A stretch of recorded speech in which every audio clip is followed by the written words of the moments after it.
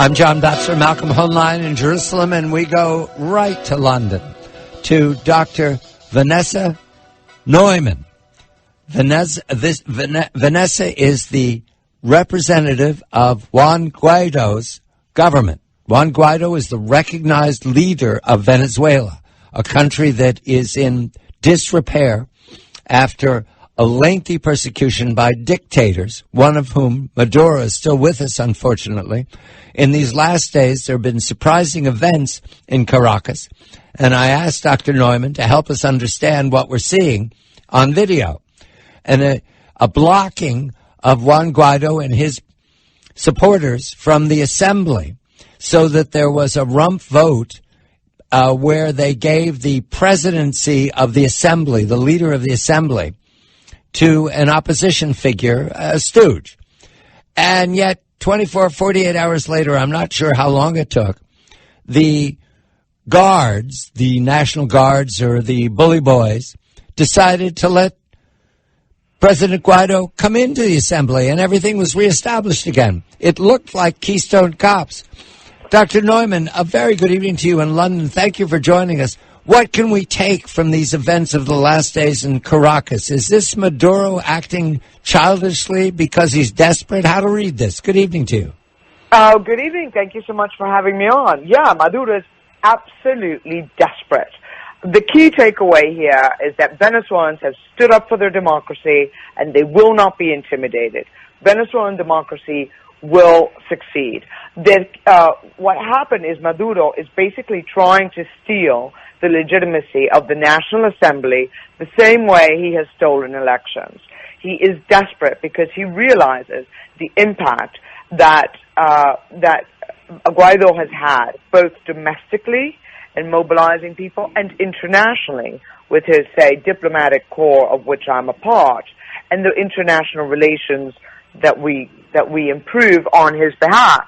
And that has, of course, impacted the illicit financial network that keeps Maduro in power. So he needs to steal that legitimacy, and like he's stolen the elections, to try and get his access to dirty money and to stay in power, basically, to mobilize the people.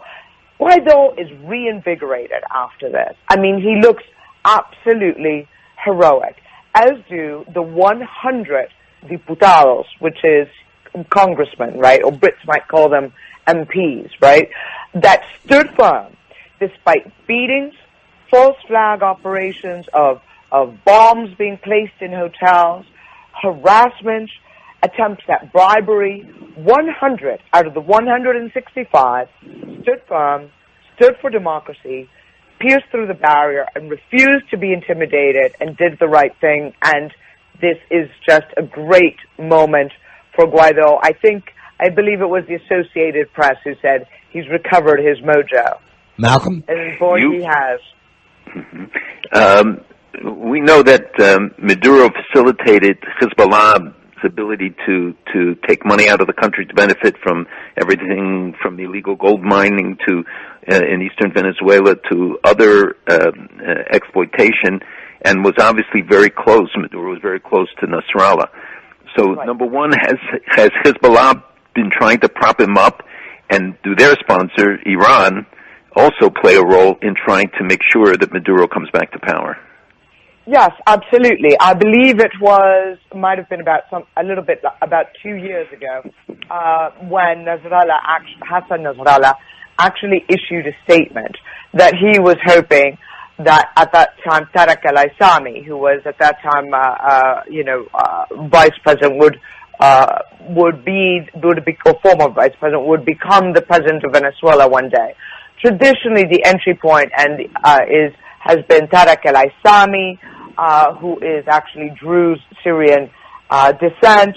His wife is deep ties into sort of Lebanese, into that Lebanese clan families that are very tight with Hezbollah, and he is the primary sort of bagman. However, it is Maduro himself, when he was foreign minister under Chavez, who signed the agreements with the Quds Force, which would be Qasem Soleimani, and established a formal relationship with Hassan Nasrallah.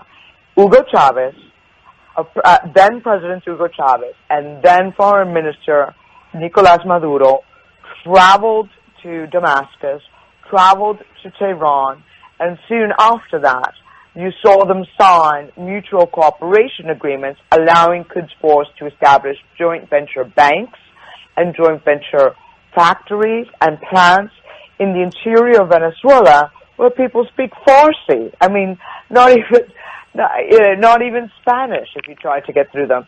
So you see this deep, enabling, mutually beneficial relationship. It is no secret also, and that the FARC and Hezbollah have had a long-standing relationship with the drug trafficking.